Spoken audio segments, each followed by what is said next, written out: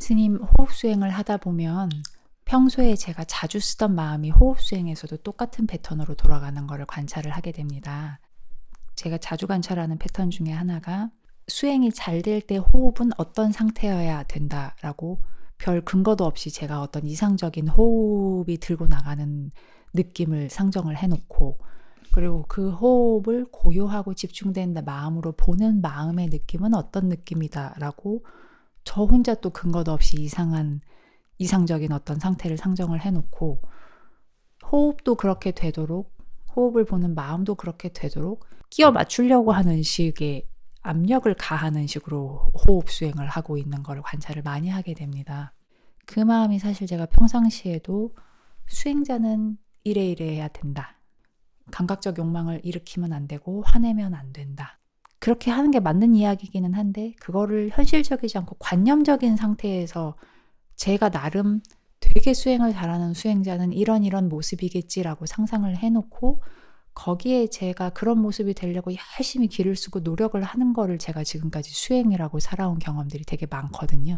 근데 그걸 똑같이 호흡 수행에서 호흡에 그 짓을 하고 있더라고요. 그래서 현실적인 근거도 별로 없는 관념적인 이상 같은 거를 집착을 하면서 그렇게 되려고 집착을 하는 이런 게 저한테 되게 독특한 감각적 욕망이구나 하는 관찰을 좀 많이 하게 됐습니다.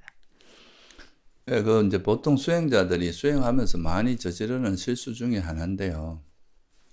어떻게 보면 이제 우리가 가보지 않은 길에 대해서 부처님께서 대략적으로 이렇게 가야 되고 여기 가다 보면 이런 위험이 있다 이런 식으로 말씀을 해놓은 게 있잖아요. 그러면 이제 예를 들어서 내가 수행이 잘 되면 숨이 고요해진다. 이거는 이제 우리가 수행을 하면서 이렇게 처음에 조금 거칠고 이런 숨들이 갈수록 점점 고요해져 가는 이제 그런 방향으로 변해 간다는 걸 알려주는 거잖아요. 근데 그게 지금 내가 수행을 해보지 않은 상태에서 그 숨이 어떻게 될지는 사실은 알 수 없는 거잖아요. 근데 그거를 이제 수행하기 전에 미리 숨은 이렇게 될 거다라고 미리 이제 상상을 한 다음에 거기에다가 내가 수행을 맞추려고 하면 이게 문제가 되는, 이건 어떻게 보면 자기가 이미 아직 경험하지 않은 거에 대해서 미리 결과를 상정해 놓고 그 결과에다 내 마음을 억지로 끼 맞추는 거잖아요. 이런 식으로 수행을 하면은 오히려 수행이 어색해지고 자꾸 뭔가 그 조작하게 되는 이런 이제 문제가 생기는 거죠. 근데 그게 아니라 그냥 어차피 우리가 이제 숨이 거칠든 이제 고요하든 간에 숨이 들어가고 나가는 거를 알아차리는 수행을 하고 있잖아요.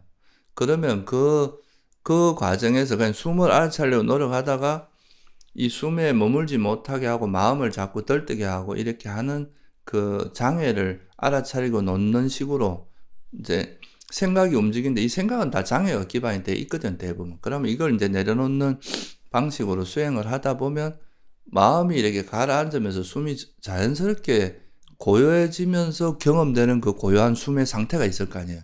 이게 이제 수행을 통해서 알게 되는 거잖아요.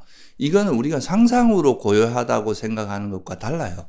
자기가 직접 수행을 해서 그런 상태에 도달한 다음에 고요해진 숨이 이런 상태가 되는구나 이렇게 아는 거는 이제 사실 수행을 통해서 아는 거니까 굉장히 의미 있는 거잖아요. 근데 그게 아니라 자기가 해보지도 않은 걸 상상해서 이렇게 만들어놓고 거기다 자꾸 이제 하려면 이거는 욕심이 들어가잖아요. 수행에 대한 욕망이 들어가고 이 상황을 자꾸 조작하려고 하다 보면 이러면 이제 수행이 오히려 계속 뭔가 욕망이 개입되는 상태에서 수행을 하니까 수행이 잘 안 될 수밖에 없어요. 이렇게 나중에 마음이 고요해져서 호흡이 매우 이제 편안하게 잘 보이는 경험들을 해서 실제 고요한 호흡과 그때 마음 상태를 경험을 하면 제가 기존에 이러겠거니라고 상상했었던 그런 상태랑 전혀 다르거든요. 그러니까 제가 가보지 못한 그 수행이 잘 되는 상태를 이럴 것이다라고 상정을 하는 그거 자체가 실제 현실이랑 되게 다른 이상한 현실을 상정을 해놓고 거기다 끼워 맞추려고 하니까 더 이상해졌었던 것 같더라고요. 예, 그래서 그게 이제 우리가 수행은 실제하고 그 관념은 되게 다르거든요. 우리가 예를 들어서 이제 뭐 설악산에 가면 어떤 풍경이 있고 이런 걸 이제 갔다 온 사람한테 이야기를 들을 수 있잖아요. 근데 그 갔다 온 사람이 이야기하는 그거는 대략적인 정보이기 때문에 그걸 통해서 우리가 대략 상상을 할 수 있지만 실제로 그 갔을 때 보여지는 그 감흥을 절대로 담아낼 수가 없거든요. 그러니까 그거는 하나의 관념인 거예요. 근데 이제 우리가 수행을 해서 직접 내가 이제 구체적으로 그 산을 가서 그 정상에 도달했을 때의 그 상태는 우리가 관념으로 상상하던 모습하고 굉장히 다를 수 있어요.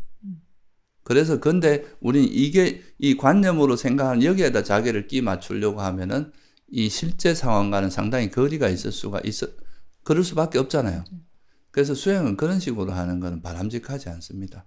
우리가 그 설악산에 가면 이런 모양이다. 이렇게 이제 또는 수행을 잘하면 이런 모습이 될 거다 하는 거는 그 방향성을 이야기하는 거니까 그 방향으로 노력을 하는 거는 맞지만 거기에다 자기를 끼워 맞추는 거는 오히려 수행에 문제가 많이 생깁니다. 그래서 제가 관념에 끼워 맞추려고 하는 식으로 자꾸 할까 고민이 많았거든요. 그래서 어렴풋이 제가 생각하는 거는 현실적인 수행 경험이 아직 많이 없어서 그렇고 내 옆에 같이 이렇게 막 번뇌에 휘둘리면서 수행을 하는 수행자들이 다양한 사람들이 힘들어하고 극복하고 하는 모습들을 보면서 생긴 현실적인 수행 노선이 아니라 경전에서 읽고 법문으로만 듣고 한 그런 관념적인 거가 그런 상태겠거니 상상하다 보니까 그럴 수밖에 없지 않나 하는 생각을 어렴풋이 하긴 했어요. 네, 그런 것도 충분히 일리가 있는 이야기예요. 우리가 이제 수행센터에 가고 세속에서도 그렇잖아요. 가정교육만 하는 게 아니라 학교를 보내잖아요. 가정교육이라고 하는 건 사실 그 부모님과의 관계나 이 속에서 제한적으로 배우는 거잖아요. 근데 이게 이제 수행센터라든가 다양한 사람들이 있는 그런 곳에 가게 되면 다양한 사람들의 그 어떤 수행 패턴과 번뇌와 이런 걸 다 경험하게 되거든요. 그러면 이제 그 속에서 이게 사람들마다 정말 다양한 그게 있고 내가 겪는 그런 어떤 문제들이 다 다른 사람들에게도 다 일어나고 있는 거구나. 이렇게 되면은 오히려 안심이 되는 게 있어요. 내 혼자만의 문제가 아니라는 거. 그러면서 이제 자기 문제가 좀 더 객관화되는 측면이 있거든요.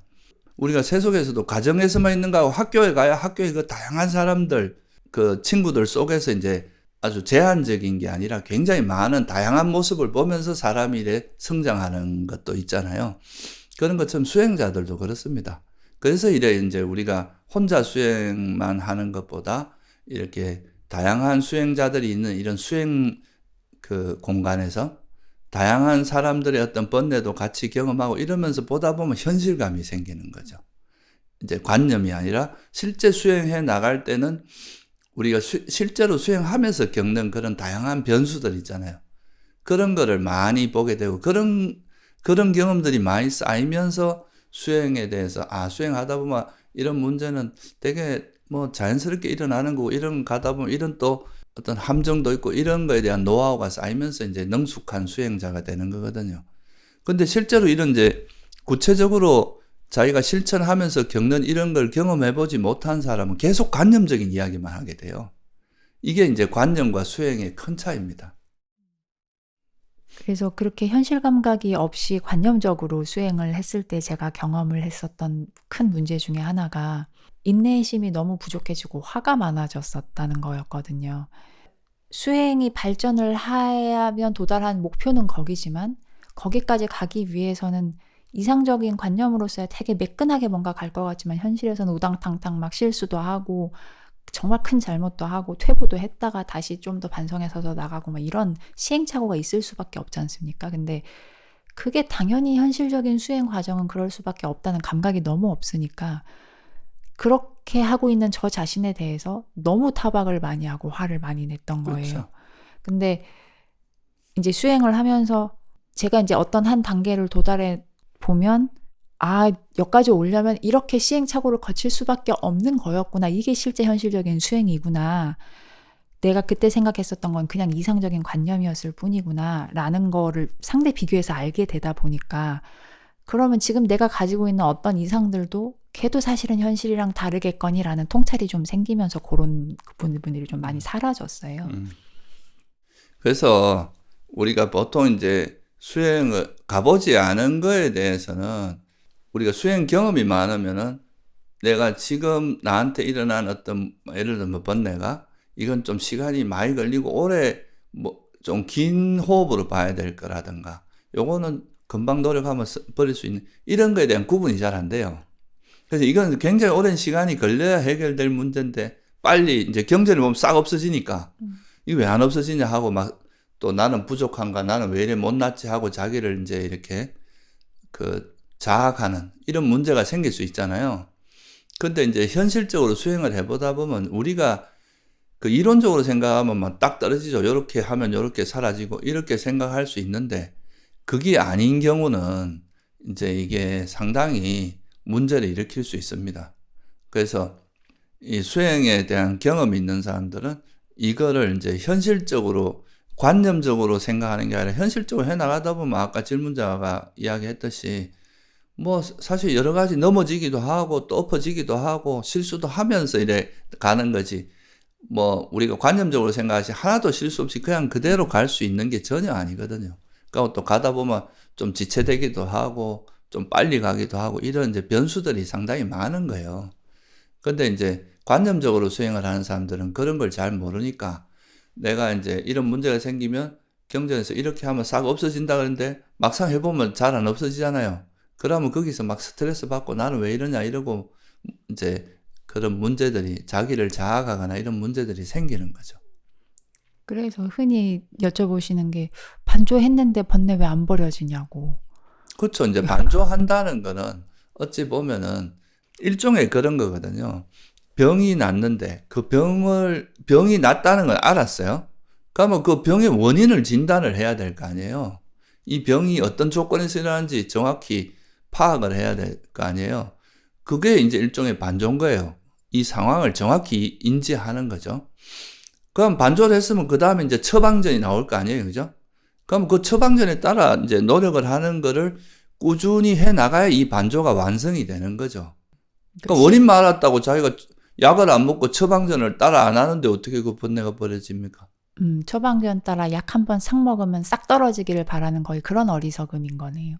그렇죠. 만약에 이제 제대로 약을 먹으면 그래도 이제 효과는 분명히 있거든요. 그렇다고 해서 그게 이제 어느 정도 정착될 때까지 꾸준히 노력을 해야 되는 거잖아요. 원인을 모르면 엉뚱한 방향으로 노력하게 된단 말이에요. 제가 옛날에 이제 출가 전에 어느 병원에 갔었는데 그분이 좀 오진을 해가지고 내가 늑막염이 생긴 건데 감기 몸살로 진단을 했어요.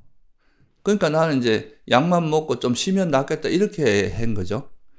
근데 이게 뭐 시간이 일주일이 지나고 뭐 보름이 지나도 안 나으니까 좀 이상해서 가보니까 이제 늑막염이었던 거예요. 그러면 이거는 처음부터 그러니까 반조가 완전히 잘못된 거잖아요. 진단 자체가 완전히 잘못된 거죠. 그러니까 이건 아무리 노력해도 엉뚱한 노력만 하게 되는 거죠. 근데 정확한 반조를 하게 되면 시간이 걸리더라도 이제 거기에 맞는 처방을 받고 계속 꾸준히 약을 먹으면 뭐 몇 달 뒤에는 완치가 될 수 있단 말이에요. 저도 그랬듯이. 그렇게 된다는 거죠.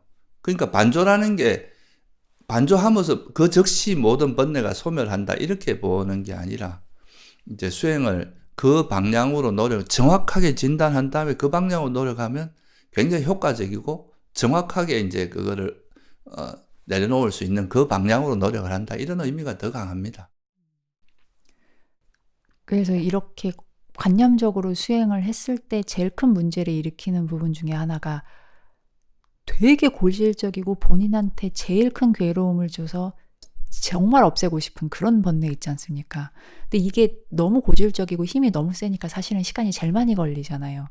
근데 얘에 대해서 관념적으로 접근을 하니까 내가 그렇게 노력했는데 얘 왜 안 버려져? 내가 수행력이 떨어져 모자라네. 뭐 내가 못났네. 이거 극복 못하나 보다. 막 이러면서 거기서 막 넘어지고 이러는 경우가 많은데 그 스님이 말씀해 주신 그런 현실적인 수행의 현실 감각 같은 게 일종의 지혜인 것 같은데 그런 게 생기면 훨씬 더 인내심을 가지고 장기에 걸쳐서 엎어져도 화내지 않고 거기서 배울 건 배우고 후회 안 하고 다시 일어서고 조금 진전한 거에 대해서 되게 칭찬해주면서 본인 격려해주고 이러면서 이렇게 나갈 수 있는 그런 현실적인 수행 감각 노하우라 그러나 그런 게 생기고 그런 게 많이 생길수록 수행력이 좀 올라가는 게 아닌가 맞아요. 하는 생각이 그게 들어요.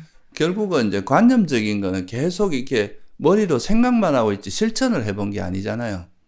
그러니까 어떻게 보면 이제 비유를 하자면 이런 거예요. 내가 이제 유튜브를 보면서 이제 산에 가는 사람들 유튜브를 계속 보다 보면 아 저렇게 하면 저기에 정상에 도달하겠구나 하고 계속 아 저렇게 하면 몇 시간 내려가겠구나 이렇게 이제 생각을 하지만 자기가 막상 가보면 그 시간대로 그 전문가들이니까 그 시간대로 안 될 수도 있고 가다가 또 실제로 거기 화면에 담긴 거는 아주 일부니까 실제로 그 가다 보면 어떤 어려움도 있고 또 가다가 올라가다 보면 지치고 힘들 때 또 그거를 이제 잘 다스려서 끝까지 가고 이런 여러 가지 문제들이 있을 거 아니에요. 그죠? 가다 보면 뭐 넘어질 수도 있고 다칠 수도 있고 배가 고플 수도 있고 그런 전반적인 것들은 자기가 직접 가봐야 알거든요. 그거는 가기 전에는 아 이렇게 가면 저렇게 되겠구나 하는 정도지 실제로 가보면서 거기를 몇 번 이렇게 오르락내리락 하다 보면 아 이제 갈 때 어떤 어려움이 있고 가다가 어느 정도 가면 체력이 떨어지고 이럴 때는 어떻게 해야 되고 이런 노하우들이 다 생기는 거예요. 그래야 그 전문가가 되는 거잖아요. 수행도 똑같은 거예요. 관념적으로 생각하는 거는 그래서 우리가 불교 학자가 다 수행을 잘하는 게 아니잖아요. 학자들은 그 이제 이론을 그 어떻게 하면 된다 이런 것만 주로 연구하고 있다 보니까 실제로 그 방법을 따라서 자기가 실천하면서 얻어진 노하우는 별로 없을 거 아니에요. 그러니까 이게 이제 이런 경험적인 부분은 별로 성장하지 않아요. 이게 관념적인 거는 계속 성장하는데. 그래서 이게 이제 이런 수행의 영역은 직접 그 방향으로 노력해보지 않으면 절대 알 수 없는, 이걸 해봐야 이제 수행을 많이 하면 그 부처님의 가르침이 우리 삶 속에서 어떻게 녹아들어서 어떻게 이제 전개되는지를 눈으로 확인하잖아요. 그러니까 이제 실전적인 경험이 쌓이는 거죠. 근데 이제 관념적으로 있는 사람들은 그런 건 없고 계속 관념적인 이야기만 하는 거고 실제 구체적으로 내가 어떻게 그걸 극복하고 어떻게 걸어가고 이런 이야기를 할 수가 없어요. 그래서 수행을 바로 옆에서 이끌어주는 스승이 정말 중요하다고 느끼는 게 부처님이 전해주신 경전은 사실은 이제 언어로밖에 안 남아 있잖아요. 그 법은.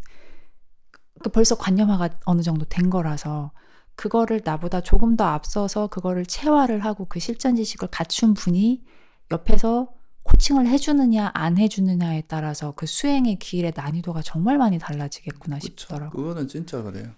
그거는 이제 왜냐하면 이게 수행의 길이라고 하는 거는 세속에서는 이제 각 분야마다 전문가들이 되게 많잖아요. 그래서 이제 그쪽에서 우리가 세속에서는 세속에 살기 적합한 정보 교육을 많이 받는데 이 수행은 이제 특별히 관심 있는 사람들이 아니면 이런 수행에 대해서 이렇게 일반적으로 정보를 얻기가 쉽진 않단 말이죠. 그러니까 이제 어떻게 보면 우리가 가보지 못한 길을 가는 거라서 이게 먼저 가본 사람들의 안내가 없이 가다 보면 함정이 너무 많아요. 그래서 이제 먼저 그런 거를 이제 이미 경험을 좀 하신 분들이 좀 이끌어주면 훨씬 쉽게 갈 수가 있죠. 가이드가 있어야 돼요. 그게 이제 스승의 역할 같은 거거든요. 감사합니다, 스님.